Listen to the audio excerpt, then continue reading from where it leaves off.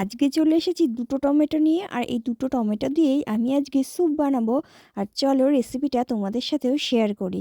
তো টমেটো দুটোকে half half করে কেটে নিয়েছি, আর তার সাথে 2 কোয়া রসুন একটু ছুলে নিয়েছি, আর একটা ছোট পেঁয়াজ হাফ করে নিয়ে সেটাকে কুচি কুচি করে কেটে নিয়েছি। ব্যাস, কাটা হয়ে গেলেই রান্নার কিন্তু অর্ধেক কাজটাই কমপ্লিট হয়ে যায়।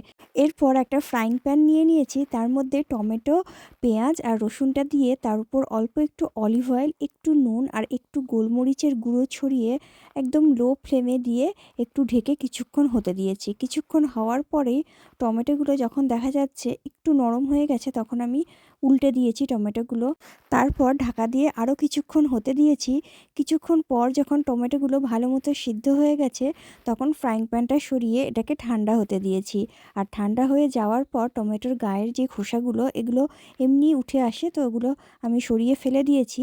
তারপর এটাকে একটা মিক্সিং জারে দিয়ে মিক্স করে নিয়েছি। যদিও এটাকে একটু ঠান্ডা করে দেওয়াই ভালো, তো আমার তাড়া ছিল বলে আমি একটু গরমই মিক্স করে নিয়েছি। তারপর আর কি একটা প্যানে এই টমেটো পেস্টটা দিয়ে দিয়েছি, তার মধ্যে অল্প একটু বাটার দিয়ে দিয়েছি, আর অল্প একটু চিনিও দিয়ে দিয়েছি। চিনিটা নিজের স্বাদ অনুযায়ী দিতে হবে, কারণ এই টমেটো স্যুপটা একটু টকটকই হয়, আমার তো ভীষণ ভালো লাগে। ব্যাস, আমাদের টমেটো স্যুপ রেডি গরম গরম সার্ভ করার জন্য।